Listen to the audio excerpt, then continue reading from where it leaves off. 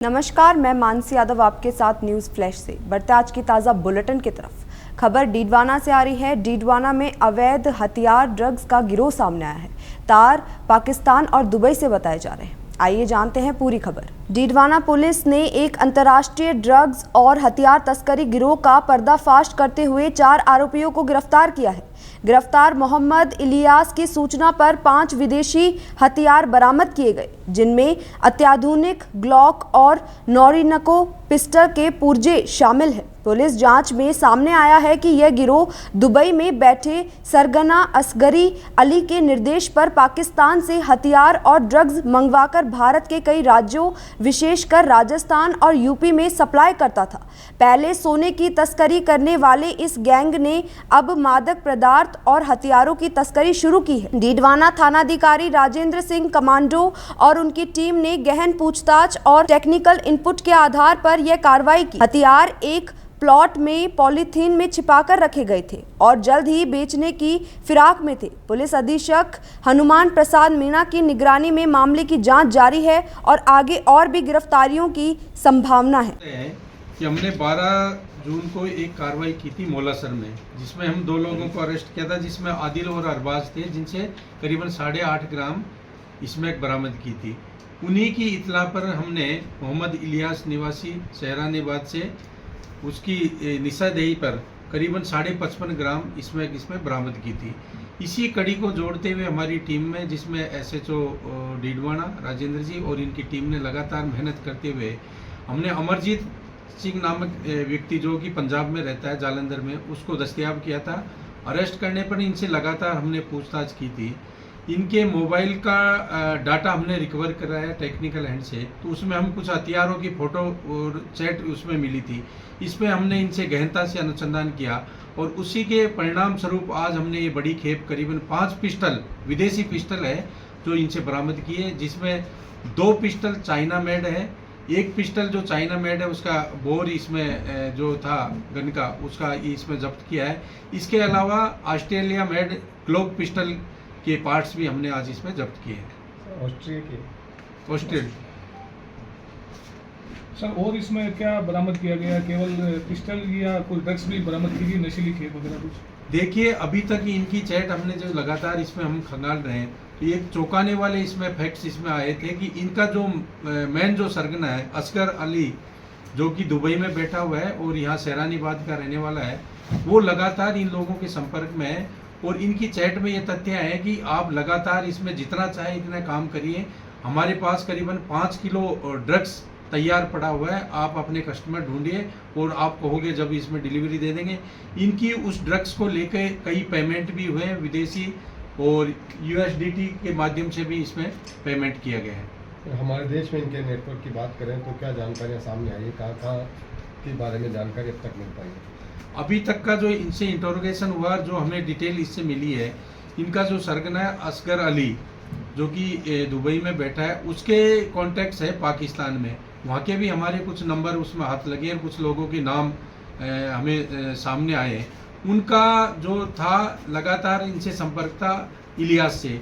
इलियास अपने साथी जो अमरजीत सिंह है, जो पंजाब का रहने वाला है, उसके माध्यम से ये समस्त जो ड्रग्स है और हथियार है उसके माध्यम से ये लगातार मंगा रहा था। और ये भी जानकारी में आया था कि इन्होंने राजस्थान के अलावा यूपी में भी हथियारों की सप्लाई दी है, वहाँ पे भी ड्रग्स की सप्लाई दी है।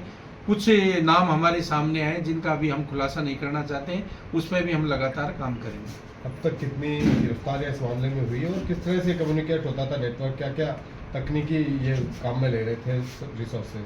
देखिए, अब तक हमने 4 लोगों को इसमें टोटल गिरफ्तार किया है, जिसमें इनिशियली तो जो मोलासर में जो मुकदमा दर्ज हुआ था उसमें बरामद की हुई थी। उनके अलावा हमने 2 महत्वपूर्ण जो इसमें कड़ी है, मोहम्मद इलियास और अमरजीत सिंह, ये इसमें महत्वपूर्ण कड़ी है। इन्हीं के आधार पर हम लगातार आगे इंटरोगेशन कर रहे हैं।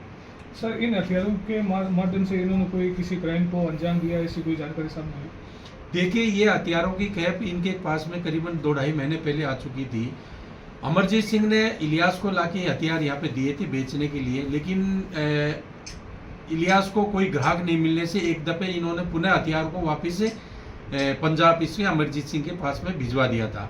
फिर इन्होंने अभी जब ये इसमें की खेप पकड़ी थी, इसी के साथ ही हथियारों को वहाँ से वापस लेके आए हैं और इन्होंने अपने जो अब बढ़ते हैं भातसोड़ा की तरफ, जहां भातसोड़ा में अंत्योदय संबल पखवाड़े का आयोजन। आइए जानते हैं पूरी खबर। भातसोड़ा ग्राम पंचायत में पीड़ित दीनदयाल उपाध्याय अंत्योदय संबल पखवाड़ा 2025 के तहत शिविर आयोजित हुआ।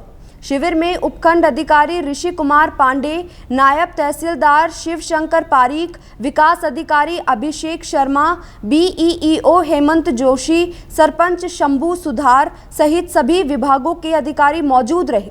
22 लोगों की 50 बीघा जमीन का खातों का शुद्धिकरण, एक बिजली शिफ्टिंग मामला दर्ज, खाद्य सुरक्षा से जुड़े 6 KVIC मामले का निपटारा, 87 लोगों का दवाई वितरण, 27 BP शुगर जांच, समाज कल्याण विभाग से 1 बंद पेंशन पुनः शुरू, 3 नए पेंशन आवेदन, 3 दिव्यांगजन के लिए UDID कार्ड के आवेदन, मिशन एकलव्य ज्ञान केंद्र का निरीक्षण कर विद्यार्थियों से संवाद किया गया। छात्रों ने NCERT की कक्षा 6 से 12वीं तक की किताबें, करंट GK और मूमल हार्दिक समीक्षा पुस्तक की मांग रखी। टॉयलेट की समस्या भी सामने आई, जिसे जल्द सुलझाने का आश्वासन मिला।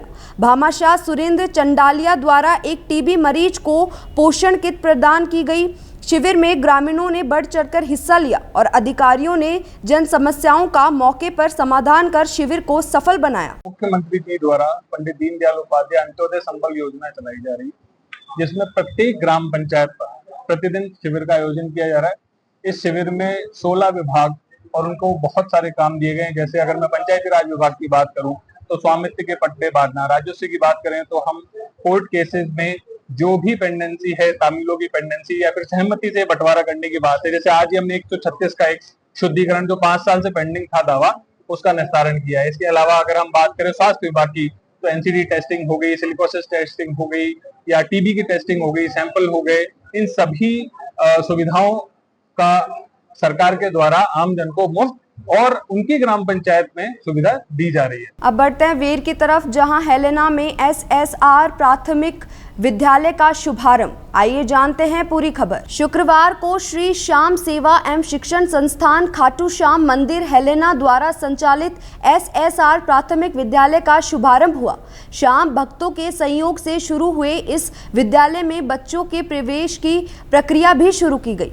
विद्यालय का शुभारंभ श्याम मंदिर के महंत पंडित पुष्पेंद्र शर्मा ने मां सरस्वती की प्रतिमा के समक्ष दीप प्रज्वलित कर पुष्प अर्पित करते हुए मंत्रोच्चार के साथ किया। उन्होंने बताया कि गुरुवार को विद्यालय की शुरुआत हुई और पहले ही दिन बच्चों का उत्साह देखकर सभी आनंदित हो गए। छोटे बच्चों का स्वागत फूल मालाओं से शिक्षकों और श्याम भक्तों द्वारा किया गया। अभिभावकों ने विद्यालय की सुंदर व्यवस्था देखकर खुशी जताई। श्याम भक्त ओम प्रकाश गुप्ता ने बताया कि यह विद्यालय सिर्फ शिक्षा नहीं देगा, बल्कि बच्चों में भक्ति भाव, संस्कार और समाज में व्याप्त कुरीतियों के प्रति जागरूकता भी फैलाएगा। बच्चों के खेलने के लिए खिलौने और पढ़ाई के लिए योग्य शिक्षकों की भी व्यवस्था की गई है।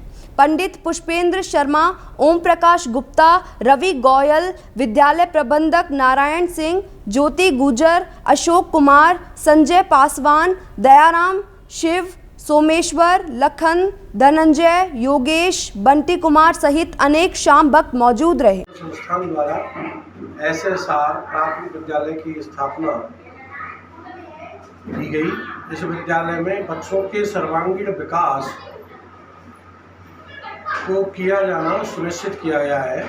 इसके साथ साथ बच्चों को सांस्कृतिक प्रवृत्ति, धार्मिक प्रवृत्ति आदि की ओर भी निश्चित किया जाएगा। बच्चों को संस्कार भी दिए जाएंगे, जिससे आगामी विद्यालय के विकास के स्तर को बढ़ाया जा सके, बच्चों के स्तर को बढ़ाया जा सके। बाबा खाटू श्याम सेवा संस्थान द्वारा, उसकी कमेटी द्वारा उक्त विद्यालय की स्थापना की गई है। इस विद्यालय में बच्चों के हितों को सर्वोपरि ध्यान में रखते हुए शिक्षा का कार्य किया जाए। इसके साथ साथ यहाँ बच्चों को पढ़ाने के लिए खिलौने आदि की व्यवस्था भी की गई है। मैडम भी रखी गई हैं जो बच्चों को पढ़ाएंगी। बच्चों को बड़े प्यार से ही उनको अच्छा सिखाया जाएगा, जिससे भविष्य में बच्चों को किसी प्रकार बच्चों का जो विकास है, बच्चों को जो शिक्षा है वो धरातल से जोड़ी जाएगी। पहले बच्चों की नींव जो है वो ऐसी बनाई जाएगी जिससे आगे चल के बच्चों को किसी प्रकार की कोई कमी ना हो। अब बढ़ते हैं हनुमानगढ़ की तरफ, जहां गोगामेडी में पहुंचे राज्यपाल और शिक्षा मंत्री ने गोगाजी महाराज के दर्शन किए और खुशहाली की कामना की। आइए जानते हैं पूरी खबर। शुक्रवार को राजस्थान के माननीय राज्यपाल हरिभाऊ बागड़े और शिक्षा एवं पंचायती राज विभाग मंत्री मदन दिलावर ने जिले के प्रसिद्ध धार्मिक स्थल गोगामेडी का दौरा किया। इस दौरान दोनों अतिथि गोगाजी महाराज मंदिर पहुंचे, जहां उन्होंने विधिवत धोक लगाई, पूजा अर्चना की और समाधि स्थल पर चादर चढ़ाकर प्रदेश में अमन, शांति और समृद्धि की कामना की। गोगाजी मंदिर में मौजूद पंडित पुजारियों और चायल पुजारियों ने मंत्रोच्चार के साथ पूजा संपन्न करवाई। चायल पुजारियों ने दोनों गठबंधन अतिथियों को चायल पुजारियों ने दोनों गणमान्य अतिथियों को गोगामेडी मेले में शामिल होने का न्योता भी दिया। देवस्थान विभाग की ओर से राज्यपाल और मंत्री गोगाजी महाराज का काष्ठ निर्मित स्मृति चिन्ह भेंट किया गया। देवस्थान विभाग के सहायक आयुक्त ओम प्रकाश ने गोगामेडी मेले में सरकार द्वारा की जा रही व्यवस्थाओं की विस्तार से जानकारी दी। इस दौरान धार्मिक और सांस्कृतिक दृष्टि से महत्वपूर्ण माना जा रहा है, जिससे गोगामेडी क्षेत्र और गोगाजी महाराज की आस्था से जुड़े संदेश प्रदेश भर में और अधिक प्रभावी रूप से पहुंचेंगे। अब बढ़ते हैं बयाना की तरफ, जहां अवैध शराब का विरोध करना पड़ा भारी, दंपति सहित 5 घायल। आइए जानते हैं पूरा मामला। बयाना के गाजीपुर गांव में अवैध शराब बिक्री का विरोध करना एक परिवार को भारी पड़ गया। शुक्रवार सुबह दबंगों ने लाठी डंडों से हमला कर दंपति समेत 5 लोगों को गंभीर रूप से घायल कर दिया। सभी घायलों को बयाना उप जिला अस्पताल में भर्ती कराया गया है।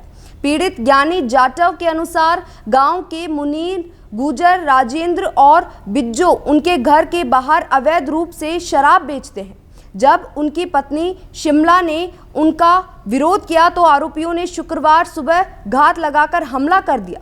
शिमला की चीख सुनकर पहुंचे परिवार के अन्य सदस्य भी हमले का शिकार हो गए। सूचना पर पुलिस मौके पर पहुंच गई। कोतवाली थानाधिकारी बाबूलाल गुर्जर ने बताया कि आरोपियों की तलाश जारी है, वे घटना के बाद से फरार है। गांव में फिलहाल शांति है। खबर फिर से बयाना से आ रही है, जहां झमाझम बारिश से मौसम हुआ सुहावना। आइए जानते हैं पूरी खबर। बयाना में हुई जोरदार बारिश से मौसम खुशनुमा हो गया है। तेज गर्मी से परेशान लोग इस बारिश से राहत महसूस कर रहे हैं। तापमान में भी गिरावट आई है। किसानों को बारिश से खुशी मिली, क्योंकि यह खरीफ की फसल के लिए अच्छी खबर है। बारिश के कारण शहर की कुछ सड़कों पर पानी जमा हुआ, लेकिन पहले से की गई नालों की सफाई की वजह से पानी जल्द ही बाहर गया। स्थानीय लोग बता रहे हैं कि इस बार नगर पालिका ने अच्छी तैयारी की है, जिससे बाजार और रहवास इलाकों में पानी नहीं रुका और लोगों को परेशानी नहीं हुई। इस बारिश ने बयाना में न सिर्फ मौसम को अच्छा बनाया है, बल्कि प्रशासन की अच्छी तैयारियां भी दिखा रही है। यह बारिश लोगों के लिए राहत और उम्मीद लेकर आई है। फिलहाल के लिए इतना ही। आगे की खबरों के लिए बने रहिए न्यूज़ फ्लैश के साथ। नमस्कार।